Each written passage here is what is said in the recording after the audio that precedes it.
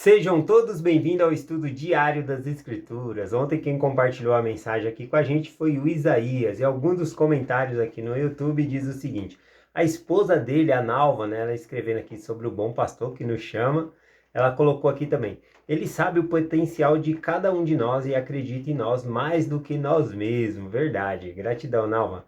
E a gratidão aí a esse apoio que você dá do seu esposo também vir compartilhar a mensagem aqui no canal, tá bom? Gratidão. Nós temos também aqui a mensagem do Giselmo Costa dos Santos. Ele escreveu aqui: irmão, você é locutor ou dublador? Ele gostou da voz do Isaías aqui, tá perguntando se ele é locutor ou dublador. E temos também aqui o Fábio, né? Sempre com comentários muito bons. Ele colocou aqui que as ovelhas, né? Elas são mais seguras quando estão unidas, quando elas estão juntas, tá bom? Quando elas estão separadas ou dispersas, elas estão mais vulneráveis, mais fáceis para que o lobo, né, vai lá e devore elas. Então ele coloca essa mensagem aqui, falando que por isso, né, Jesus sempre está juntando as ovelhas. E por isso que Deus sempre quis estabelecer Sião, para juntar, coligar as suas ovelhas para o grande dia do Senhor. Gratidão, Fábio, pela sua mensagem também. Tá bom? Vamos lá para a mensagem de hoje aqui que eu vou compartilhar com vocês. Está aqui em João capítulo 8. Eu vou começar aqui no versículo 51. Aqui no versículo 51, antes eu queria recomendar um canal para vocês, indicar um canal para vocês. O nome do canal é Caminho do Discipulado. O que esse irmão fez, né? Na biblioteca do Evangelho tem lá plano de estudo. Ele pegou o livro de Mórmon e fez um plano de estudo ali, né, de 365 dias, ou seja, cada dia ele vai ler um tópico do livro de Mórmon ali, um estudo, e vai trazer o comentário dele ali, tá bom? Eu achei fantástico. O Clóvis, né? Clóvis Francisco de Assis, que me recomendou o canal, eu gostei e estou recomendando para vocês. Então, se vocês estão com dificuldade de estudar o livro de Mórmon diariamente, estude aí por esse canal aqui, o Caminho do Discipulado. Vou deixar o link aqui na descrição do vídeo, tá bom? Se inscrevam lá no canal e acompanhem o conteúdo lá com ele. Tá bom? Vamos lá para o estudo de hoje aqui. Vou começar aqui em João 8, capítulo 8, versículo 51. Diz assim: em verdade vos digo, que se alguém guardar a minha palavra, nunca verá a morte. Bom, quando Jesus Cristo disse essa palavra aqui, estava no meio dos judeus, já estava aquela tensão entre ele, né? Por conta que eles já estavam condenando Jesus Cristo, e estava ali um alvoroço, né? E Jesus Cristo pega e fala assim: olha, aquele que guarda a minha palavra não provará a morte. Isso aqui, né, já foi um escândalo para eles, né? Eles pegam e começam, né, a acusar Jesus Cristo aqui. Vejamos, versículo 2. E disseram, pois, os judeus: agora sabemos que tem demônio. Abraão morreu, e também os profetas, e tu dizes: se alguém guardar a minha palavra, nunca provará a morte. Bom, a ideia dos judeus aqui, né, ela é no sentido assim: olha, como você pode dizer que se alguém guardar a sua palavra não vai morrer? Abraão morreu, outros profetas morreram. Como assim, né? Você está dizendo isso, né? Agora nós sabemos que você tem demônio. Eles já julgaram Jesus Cristo aqui pela palavra que Jesus Cristo havia dito, tá bom? O versículo 3, eles continuam, né, fazendo uma pergunta a Cristo, mas já mais com um tom de escárnio, né, de zombaria, porque eles já haviam condenado Jesus Cristo, conforme está no versículo anterior, dizendo: agora sabemos que tens demônio. Então eles já julgaram. E aqui então eles começam a fazer pergunta mais para zombaria, querendo fazer que Jesus Cristo, diante do povo ali, fosse ridicularizado, tá bom? Então eles dizem aqui no versículo 53, és tu maior do que nosso pai Abraão, que morreu, e também dos profetas que morreram? Quem, pois, te dizes ser? Né? Aqui é bem interessante, porque eles falam: olha, como é que você fala, né, que quem ouvir a sua palavra, né, guardar a sua palavra, não vai provar a morte? Né? Abraão morreu, outros profetas morreram, que seguiu a Deus morreram. Quem é tu, né, para você é melhor do que os profetas? Você é melhor? Quem você diz que você é, então? Fala para nós quem. Então veja o tom que eles estão usando aqui. E aqui Jesus Cristo, então, ele declara a sua natureza, né? Quem realmente ele é. Ele continua aqui no versículo 54. E Jesus respondeu: se eu me glorifico a mim mesmo, minha glória é nada. Quem me glorifica é meu Pai, o qual dizeis que é vosso Pai, e vós não o conheceis, mas eu o conheço. E se disser que não conheço, serei mentiroso como vós. Mas eu conheço e guardo a sua palavra. Aqui, aqui Jesus Cristo, ele dá um vira-volta neles aqui, né? Porque o que acontece? Eles pegam e fazem aquela pergunta, né? Quem dizes tu ser, então, né? Se Abraão morreu, os outros profetas morreram, você que está dizendo que você é mais do que esses, né? E aí Jesus Cristo pega e fala assim, né? Olha, eu não estou me glorificando a mim mesmo, dizendo que eu sou melhor do que qualquer um. Não é esse o sentido. Quem me glorifica é o meu Pai. O meu Pai é aquele que vocês dizem ser o vosso Deus. Então é a mesma pessoa. Veja a correlação que Jesus Cristo faz. O Deus, né, de Israel, o Deus dos judeus é o Pai dele. Ele está fazendo a mesma relação. É a mesma pessoa, é o mesmo Deus. Tá bom? Ele coloca aqui. E aí ele falou, e vós não o conheceis. Aí aperta para o lado deles, né, dos judeus. Porque como assim eles não conhecem a Deus? A vida inteira eles estudando as escrituras, guardando ali os preceitos da lei, os mandamentos. E aí Jesus Cristo fala diante daquela multidão, né, que eles não conhecem, mas que Cristo conhece, e ele tem que falar, né, Jesus Cristo tem que falar, eu conheço Deus. Por quê? Porque se eu disser que não o conheço, eu me torno mentiroso como vocês. Ele está falando, vocês dizem que conhecem a Deus, vocês são mentirosos. Olha só o tom, né? Eu amo essa parte aqui no discurso, principalmente que Cristo vai falar sobre a natureza dele aqui. Vamos continuar aqui, ó, versículo 56. Abraão, vosso pai, exultou por ver os meus dias, e viu e alegrou-se, né? Então aqui Jesus Cristo falou, olha, Abraão, né, a quem vocês consideram, né, o grande pai, Abraão, o patriarca, ele exultou, né, ele desejou ver os meus dias e ele viu e alegrou-se, né? Agora um comentário aqui é que nós não temos dentro da Bíblia um relato mostrando que Abraão, ele viu Jesus Cristo, viu o nascimento de Jesus Cristo, viu o ministério de Jesus Cristo. Nós sabemos que ele viu, assim como muitos outros profetas, mas não tem um registro dentro da Bíblia, tá bom? Então, Abraão viu sim, mas por meio de visão, por meio de revelação, ele viu o ministério de Cristo. A gente pode acompanhar isso lá em Elamã, para quem quiser depois, Elamã capítulo 8, versículo 17 e 18, fala que Abraão realmente viu, né, Jesus Cristo e o ministério de Jesus Cristo aqui. Continuando então, né, após Jesus Cristo falar que Abraão desejou ver os dias dele ali, né, e viu e alegrou-se, né? Qual que é a resposta aqui dos judeus, né? Versículo 57. E disseram-lhe, pois, os judeus, ainda não tens 50 anos e viste Abraão?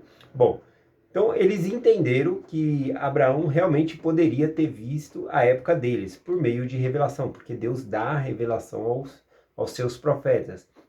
Mas a pergunta que eles fazem para Cristo é diferente. Eles falam, você não tem 50 anos, e você viste Abraão? E aqui, então, que Jesus Cristo fala a sua natureza divina aqui para eles, né? Não que ele não tivesse falado antes, né? Mas aqui, novamente, ele repete, né? Ele disse assim, e disse-lhe Jesus, em verdade vos digo, que antes que Abraão existisse, eu sou. Quando Jesus Cristo fala eu sou, né, aqui ele está falando o eu sou do Velho Testamento, o eu sou Jeová, eu sou Deus. Né? Então, vocês estão falando de Abraão, antes que Abraão existisse, eu era o Deus, eu sou o Deus de Abraão, Isaac, Jacó. Ele está falando o grande eu sou, tá bom aqui? Então, veja como os judeus entendem bem essa palavra aqui, quando Cristo fala eu sou, né? Aqui no versículo 59, o que eles fazem com essa reação, né? E então pegaram em pedras para lhe atirarem. Porém, Jesus ocultou-se e saiu do templo, passando pelo meio deles, e assim se retirou. Né? Então, Jesus Cristo não saiu fugindo, correndo, mas ainda não havia chegado o tempo de Jesus Cristo morrer pela nação, pelos nossos pecados. Então, ele se retira do meio do povo ali, tá bom? Mas vejam que eles consideraram uma blasfêmia Jesus Cristo dizer eu sou, porque isso significa o eu sou no Velho Testamento, o Deus, tá bom? Na verdade, Jesus Cristo sempre está repetindo isso no Novo Testamento e às vezes a gente não presta atenção. Hoje eu quero comentar um pouquinho sobre isso. Por exemplo, lá em João 8, versículo 24 aqui também, ele diz assim, ó, Por isso vos disse que morrereis em vossos pecados, porque se não credes que eu sou, porque se não credes que eu sou, morrereis em vossos pecados. Então, se vocês não creem que eu sou Deus, né, vocês vão morrer em seus próprios pecados. Então, sempre Jesus Cristo está fazendo essa relação de eu sou aqui, tá bom? Falando rapidamente aqui do Velho Testamento, lá em Êxodo capítulo 3, versículo 13 e 14, é quando Deus aparece a Moisés numa sarça ardente e Moisés pergunta ao Senhor: Senhor, é para mim livrar o povo lá do Egito, mas quando eu chegar lá, a quem eu vou anunciar? Qual é o seu nome para que eu diga, né? O Senhor já tinha se revelado com vários nomes, vários títulos, e Moisés aqui pergunta qual é o nome de Deus, tá bom? E aí o Senhor responde no versículo 14, né? Êxodo 3:14. E disse Deus a Moisés: Eu sou o que sou. E disse mais: Assim dirás aos filhos de Israel: Eu sou, me enviou a vós, né? Então aqui o eu sou o que sou, seria o nome de Deus, né? No hebraico não dá para escrever essa palavra do jeito que está aqui, eu sou o que sou, né? Daria para escrever ela no futuro, eu serei o que serei, né? Aqui, na verdade, se você pegar a tradução dessas palavras, o que significa que Cristo, ele era, é e será. Ele é o que a pessoa precisar. Ou seja, o que existe por si mesmo, tá bom? Inclusive tem um simbolismo nisso. Quando ele aparece na sarça ardente, a sarça ardente está pegando fogo e não se consome. Ora, se você fazer uma fogueira aí, qual que é o combustível da fogueira, né? O que precisa para pegar fogo? Precisa de ar e precisa de lenha. A lenha é o combustível. Quando a fogueira está acabando, é porque a lenha está acabando. Então, se você quiser manter a fogueira, você tem que colocar mais lenha. Observe que Moisés ele ficou surpreso porque a sarça ardente, né, ela estava pegando fogo, mas ela não se consumia, né? Ou seja, Deus, ele é Deus por si só. Ele não precisa de uma sarça, de um combustível, ou de mim, ou de você. Ele é autoexistente, tá bom? Ele é Deus por si só. Ele, na verdade, não precisa da gente, mas ele nos ama e quer nos salvar, tá bom? Então vamos continuar aqui. Isso aqui é a parte do Velho Testamento. Eu peguei outras frases aqui que Jesus Cristo, né? Ou seja, Jeová no Velho Testamento também se revela no Velho Testamento com outros nomes, mas sempre usando o eu sou aqui, ó. Olha só que legal, né? Peguei só em Gênesis aqui, ó. Em Gênesis 15, versículo 1. Eu sou o teu escudo. Então, o eu sou, né, significa Deus, né? Ou seja, ele está revelando o nome dele desde o princípio ali, né? Eu sou o teu escudo, ou seja, Deus é o teu escudo. Outra frase aqui, Gênesis 15, versículo 7. Eu sou o Senhor, ou seja, Deus é o seu Senhor, né? Gênesis 26, 24. Eu sou contigo, ou seja, Deus é contigo, né? É muito bonito de ver essas partes aqui. Também ele diz para Abraão, né, em Gênesis 35, 11, eu sou o Deus Todo-Poderoso. Aqui é quando Abraão, né, ele não tinha tido filho ainda e ele cria na promessa de Deus e Deus era poderoso para fazer cumprir a promessa dele de Sara, numa idade tão avançada, ter filhos, né? Então veja que o eu sou está sempre presente aqui nas palavras de Cristo, né, no Velho Testamento, mencionando quem ele é. Tá bom? Então, vamos avançar aqui rapidinho, tá bom? Pro Novo Testamento aqui de novo, falando sobre o eu sou. Uma coisa no livro de João que eu acho muito interessante é que ele separou 7 milagres para compartilhar no livro dele, para mostrar que Deus é Jesus Cristo, que Jesus Cristo é Deus, né? Ele faz 7 milagres ali, ele compartilha para que nós possamos ter essa ciência. E isso não é por acaso, porque também ele separa no livro dele 7 vezes que Jesus Cristo menciona eu sou. E eu quero compartilhar com vocês essas 7 frases aqui, Jesus Cristo dizendo eu sou no Novo Testamento aqui no livro de João. Tá bom? Vamos lá. Primeira frase se encontra aqui em João, capítulo 6, versículo 35. Jesus disse-lhe, eu sou o pão da vida.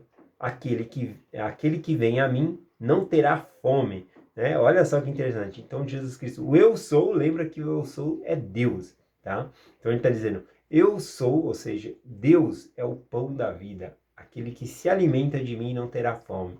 Né? Ou seja, Deus ele vai preencher a sua vida, saciar a sua fome. Isso me lembra bastante o sacramento, né? Quando nós comemos o sacramento ali, né? Aquele alimento que nós comemos começa a fazer parte de nós.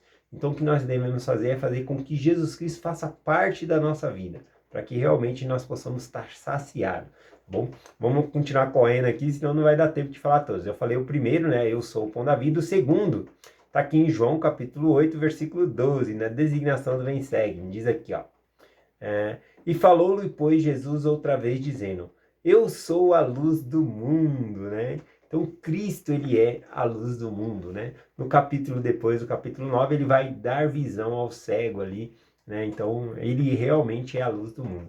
Bom, tem um capítulo em Mateus, capítulo 5, né, que fala sobre nós somos a luz do mundo. Deixa eu ver se eu acho aqui. Mateus 5,14. Vós sois a luz do mundo.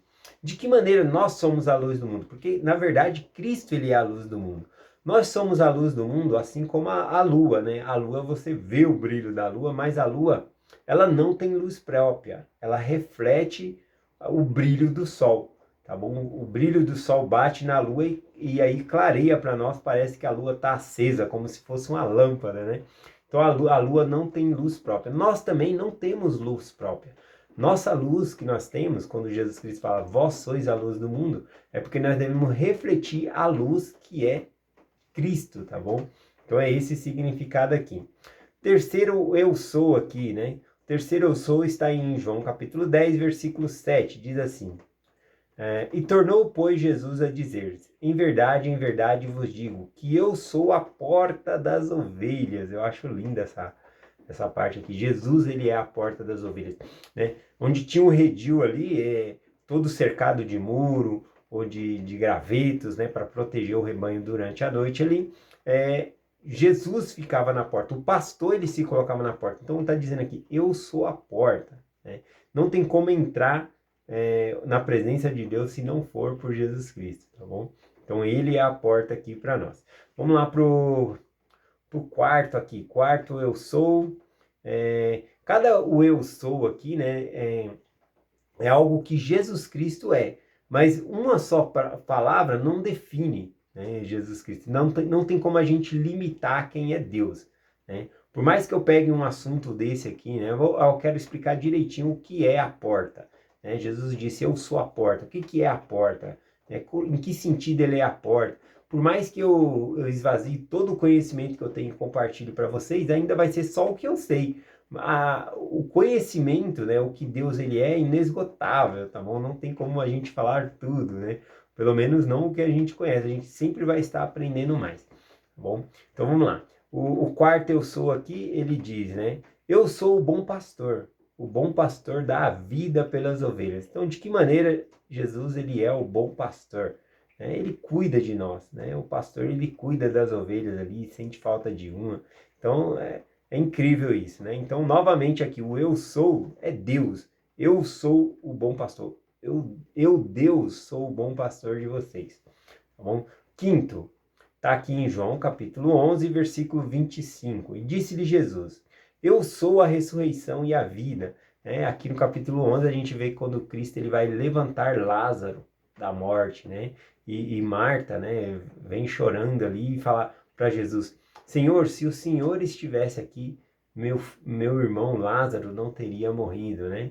E aí ele fala que ele vai ressuscitar Lázaro. Ela não entende, né? Ela pega e fala assim, eu sei que meu irmão há de ressuscitar no último dia, né?